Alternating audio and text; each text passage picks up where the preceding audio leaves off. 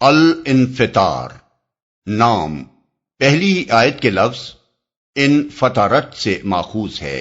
انفطار مصدر ہے جس کے معنی پھٹ جانے کے ہیں۔ اس نام کا مطلب یہ ہے کہ یہ وہ صورت ہے جس میں آسمان کے پھٹ جانے کا ذکر آیا ہے۔ زمانہ نزول اس کا اور سورہ تکویر کا مضمون ایک دوسرے سے نہایت مشابہ ہے۔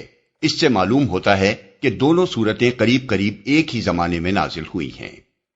موضوع اور مضمون اس کا موضوع آخرت ہے۔ مسند احمد، ترمذی، ابن المنذر، طبرانی، حاکم اور ابن مردویہ کی روایت ہے کہ حضرت عبداللہ رضی اللہ عنہ بن عمر نے رسول اللہ صلی اللہ علیہ وسلم کا یہ ارشاد بیان کیا، جو شخص چاہتا ہو کہ روز قیامت کو اس طرح دیکھ لے جیسے آنکھوں سے دیکھا جاتا ہے تو وہ سورہ تکویر اور سورہ انفطار اور سورہ انشقاق کو پڑھ لے۔ اس میں سب سے پہلے روز قیامت کا نقشہ کھینچا گیا ہے اور یہ بتایا گیا ہے کہ جب وہ پیش آ جائے گا تو ہر شخص کے سامنے اس کا کیا دھرا سب آ جائے گا۔ اس کے بعد انسان کو احساس دلایا گیا ہے کہ جس رب نے تجھ کو وجود بخشا اور جس کے فضل و کرم کی وجہ سے آج تو سب مخلوقات سے بہتر جسم اور اعضاء لیے پھرتا ہے، اس کے بارے میں یہ دھوکہ تجھے کہاں سے لگ گیا کہ وہ صرف کرم ہی کرنے والا ہے، انصاف کرنے والا نہیں ہے۔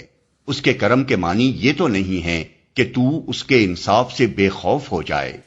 پھر انسان کو خبردار کیا گیا ہے کہ تو کسی غلط فہمی میں مبتلا نہ رہے، تیرا پورا نامہ اعمال تیار کیا جا رہا ہے اور نہایت معتبر کاتب ہر وقت تیری تمام حرکات اور سکنات کو نوٹ کر رہے ہیں۔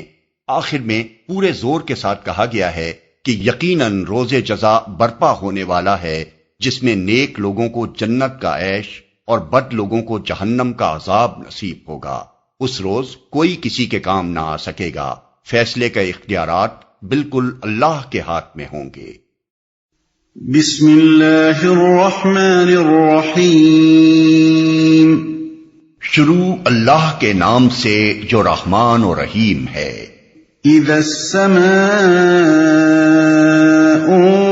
انفطرت وَإِذَا الْكَوَاكِبُ انتَثَرَتْ وَإِذَا الْبِحَارُ فُجِّرَتْ وَإِذَا الْقُبُورُ بُعْثِرَتْ عَلِمَتْ نَفْسٌ مَّا قَدَّمَتْ وَأَخَّرَتْ جب آسمان پھٹ جائے گا اور جب تارے بکھر جائیں گے اور جب سمندر پھاڑ دیے جائیں گے اور جب قبریں کھول دی جائیں گی، اس وقت ہر شخص کو اس کا اگلا پچھلا سب کیا دھرا معلوم ہو جائے گا۔ سمندر پھاڑ دیے جائیں گے۔ سورہ تکویر میں فرمایا گیا ہے کہ سمندروں میں آگ بھڑکا دی جائے گی، اور یہاں فرمایا گیا ہے کہ سمندروں کو پھاڑ دیا جائے گا۔ دونوں آیتوں کو ملا کر دیکھا جائے اور یہ بات بھی نگاہ میں رکھی جائے کہ قرآن کی روح سے قیامت کے روز ایک ایسا زبردست زلزلہ آئے گا جو کسی علاقے تک محدود نہ ہوگا بلکہ پوری زمین بیک وقت ہلا ماری جائے گی۔ تو سمندروں کے پھٹنے اور ان میں آگ بھڑک اٹھنے کی کیفیت ہماری سمجھ میں یہ آتی ہے کہ پہلے اس عظیم زلزلے کی وجہ سے سمندروں کی تہہ پھٹ جائے گی اور ان کا پانی زمین کے اس اندرونی حصے میں اترنے لگے گا جہاں ہر وقت ایک بے انتہا گرم لاوا کھولتا رہتا ہے۔ پھر اس لاوے تک پہنچ کر پانی اپنے ان دو ابتدائی اجزاء کی شکل میں تحلیل ہو جائے گا، جن میں سے ایک یعنی آکسیجن جلانے والی اور دوسری یعنی ہائیڈروجن بھڑک اٹھنے والی ہے، اور یوں تحلیل اور آتش افروزی کا ایک ایسا مسلسل رد عمل یعنی چین ریئیکشن شروع ہو جائے گا جس سے دنیا کے تمام سمندروں میں آگ لگ جائے گی۔ یہ ہمارا قیاس ہے، باقی صحیح علم اللہ تعالیٰ کے سوا کسی کو نہیں ہے۔ قبریں کھول دی جائیں گی۔ پہلی 3 آیتوں میں قیامت کے پہلے مرحلے کا ذکر ہے اور اس آیت میں دوسرا مرحلہ بیان کیا گیا ہے۔ قبروں کے کھولے جانے سے مراد لوگوں کا اثر نو زندہ کر کے اٹھایا جانا ہے۔ کیا دھرا معلوم ہو جائے گا۔ اصل الفاظ ہیں ما قدمت و اخرت۔ ان الفاظ کے کئی مفہوم ہو سکتے ہیں اور وہ سبھی یہاں مراد ہیں۔ نمبر 1، جو اچھا یا برا عمل آدمی نے کر کے آگے بھیج دیا وہ ما قدمت ہے، اور جس کے کرنے سے وہ باز رہا وہ ما اخرت۔ اس لحاظ سے یہ الفاظ تقریباً انگریزی زبان کے الفاظ کمیشن اور اومیشن کے ہم معنی ہیں۔ نمبر 2، جو کچھ پہلے کیا وہ ما قدمت ہے، اور جو کچھ بعد میں کیا وہ ما اخرت، یعنی آدمی کا پورا نامہ اعمال ترتیب وار اور تاریخ وار اس کے سامنے آ جائے گا۔ نمبر 3، جو اچھے اور برے اعمال آدمی نے اپنی زندگی میں کیے وہ ما قدمت ہیں، اور ان اعمال کے جو آثار و نتائج وہ انسانی معاشرے میں اپنے پیچھے چھوڑ گیا وہ ما اخرت۔ يا أيها الإنسان ما غرك بربك الكريم الذي خلقك فسواك فعدلك في أي صورة ما شاء ركبك۔ اے انسان، کس چیز نے تجھے اپنے اس رب کریم کی طرف سے دھوکے میں ڈال دیا جس نے تجھے پیدا کیا، تجھے نک سک سے درست کیا، تجھے متناسب بنایا اور جس صورت میں چاہا تجھ کو جوڑ کر تیار کیا۔ یعنی اول تو اس محسن پروردگار کے احسان و کرم کا تقاضا یہ تھا کہ تو شکر گزار اور احسان مند ہو کر اس کا فرما بردار بنتا اور اس کی نافرمانی کرتے ہوئے تجھے شرم آتی، مگر تو اس دھوکے میں پڑ گیا کہ تو جو کچھ بھی بنا ہے خود ہی بن گیا ہے، اور یہ خیال تجھے کبھی نہ آیا کہ اس وجود کے بخشنے والے کا احسان مانے۔ دوسرے، تیرے رب کا یہ کرم ہے کہ دنیا میں جو کچھ تو چاہتا ہے کر گزرتا ہے، اور ایسا نہیں ہوتا کہ جو ہی تجھ سے کوئی خطا سرزد ہو وہ تجھ پر فالج گرا دے یا تیری آنکھیں اندھی کر دے یا تجھ پر بجلی گرا دے، لیکن تو نے اس کریمی کو کمزوری سمجھ لیا اور اس دھوکے میں پڑ گیا کہ تیرے خدا کی خدائی میں انصاف نام کی کوئی چیز نہیں ہے۔ كلا بل تكذبون بالدين وإن عليكم لحافظين كراما كاتبين يعلمون ما تفعلون۔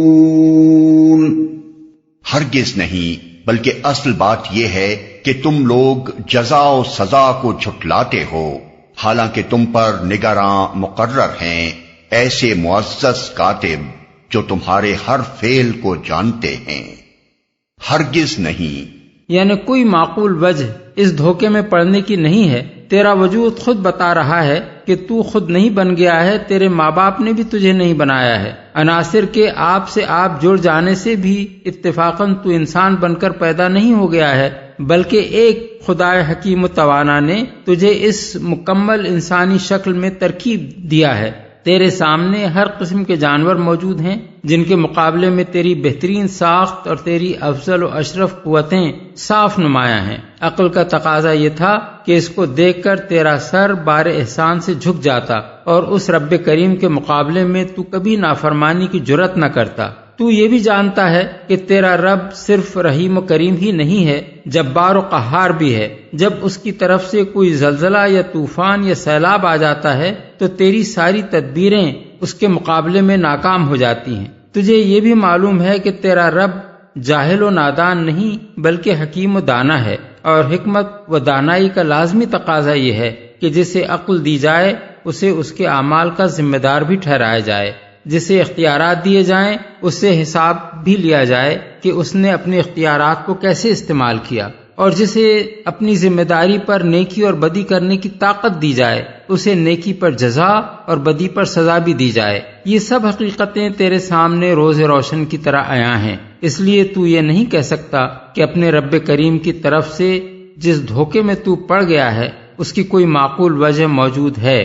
تو خود جب کسی کا افسر ہوتا ہے تو اپنے اس ماتحت کو کمینہ سمجھتا ہے جو تیری شرافت اور نرم دلی کو کمزوری سمجھ کر تیرے سر چڑھ جائے، اس لیے تیری اپنی فطرت یہ گواہی دینے کے لیے کافی ہے کہ مالک کا کرم ہرگز اس کا موجب نہ ہونا چاہیے کہ بندہ اس کے مقابلے میں جری ہو جائے اور اس غلط فہمی میں پڑ جائے کہ میں جو کچھ چاہوں کروں، میرا کوئی کچھ نہیں بگاڑ سکتا۔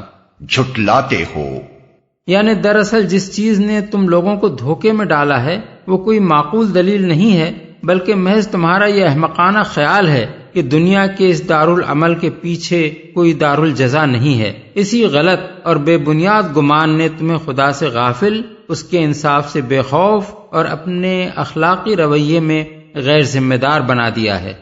ہر فعل کو جانتے ہیں، یعنی تم لوگ چاہے دارالجزا کا انکار کرو یا اس کو جھٹلاؤ یا اس کا مذاق اڑاؤ، اس سے حقیقت نہیں بدلتی۔ حقیقت یہ ہے کہ تمہارے رب نے تمہیں دنیا میں شتر بے مہار بنا کر نہیں چھوڑ دیا ہے، بلکہ اس نے تم میں سے ایک ایک آدمی پر نہایت راست باز نگران مقرر کر رکھے ہیں، جو بالکل بے لاگ طریقے سے تمہارے تمام اچھے اور برے اعمال کو ریکارڈ کر رہے ہیں، اور ان سے تمہارا کوئی کام چھپا ہوا نہیں ہے، خواہ تم اندھیرے میں، خلوتوں میں، سنسان جنگلوں میں یا اور کسی ایسی حالت میں اس کا ارتکاب کرو جہاں تمہیں پورا اطمینان ہو کہ جو کچھ تم نے کیا ہے وہ نگاہ خلق سے مخفی رہ گیا ہے۔ ان نگراں فرشتوں کے لیے اللہ تعالیٰ نے کرامن کاتبین کے الفاظ استعمال فرمائے ہیں، یعنی ایسے کاتب جو کریم یعنی نہایت بزرگ اور معزز ہیں، کسی سے نہ ذاتی محبت رکھتے ہیں نہ عداوت، کہ ایک کی بیجا رعایت اور دوسرے کی ناروا مخالفت کر کے خلاف واقعہ ریکارڈ تیار کریں۔ خائن بھی نہیں ہے کہ اپنی ڈیوٹی پر حاضر ہوئے بغیر بطور خود غلط سلط اندراجات کر لیں۔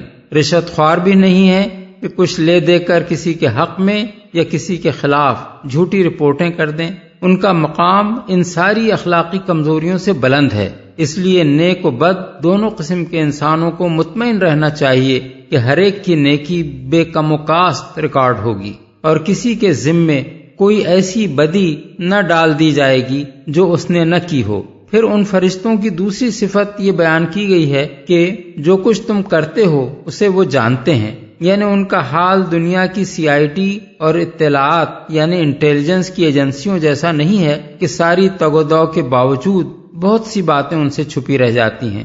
وہ ہر ایک کے اعمال سے پوری طرح باخبر ہیں، ہر جگہ ہر حال میں ہر شخص کے ساتھ اس طرح لگے ہوئے ہیں کہ اسے یہ معلوم بھی نہیں ہوتا کہ کوئی اس کی نگرانی کر رہا ہے، اور انہیں یہ بھی معلوم ہوتا ہے کہ کس شخص نے کس نیت سے کوئی کام کیا ہے۔ اس لیے ان کا مرتب کردہ ریکارڈ ایک مکمل ریکارڈ ہے جس میں درج ہونے سے کوئی بات رہ نہیں گئی ہے۔ اسی کے متعلق سورہ کہف آیت 49 میں فرمایا گیا ہے کہ قیامت کے روز مجرمین یہ دیکھ کر حیران رہ جائیں گے کہ ان کا جو نامہ اعمال پیش کیا جا رہا ہے اس میں کوئی چھوٹی یا بڑی بات درج ہونے سے نہیں رہ گئی ہے۔ جو کچھ انہوں نے کیا تھا وہ سب جوں کا توں ان کے سامنے حاضر ہے۔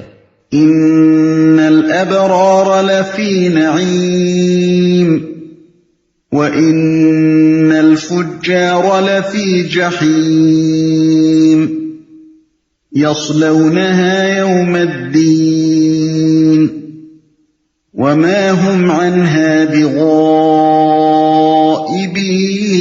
بغائبین۔ یقیناً نیک لوگ مزے میں ہوں گے اور بے شک بدکار لوگ جہنم میں جائیں گے۔ جزا کے دن وہ اس میں داخل ہوں گے اور اس سے ہرگز غائب نہ ہو سکیں گے۔ وما ادراک ما یوم الدین ثم ما ادراک ما یوم الدین۔ اور تم کیا جانتے ہو کہ وہ جزا کا دن کیا ہے؟ ہاں تمہیں کیا خبر کہ وہ جزا کا دن کیا ہے؟ یوم لا تملک نفس لنفس شیئا والامر یومئذ للہ۔ یہ وہ دن ہے جب کسی شخص کے لیے کچھ کرنا کسی کے بس میں نہ ہوگا، فیصلہ اس دن بالکل اللہ کے اختیار میں ہوگا، کسی کے بس میں نہ ہوگا۔ یعنی کسی کی وہاں یہ طاقت نہ ہوگی کہ وہ کسی شخص کو اس کے اعمال کے نتائج بھگتنے سے بچا سکے۔ کوئی وہاں ایسا باثر یا زوراور یا اللہ کا چہیتا نہ ہوگا کہ عدالت خداوندی میں اڑ کر بیٹھ جائے اور یہ کہہ سکے کہ فلاں شخص میرا عزیز یا متوسل ہے، اسے تو بخشنا ہی ہوگا، خواہ یہ دنیا میں کیسے ہی برے افعال کر کے آیا ہو۔ صدق اللہ العظیم۔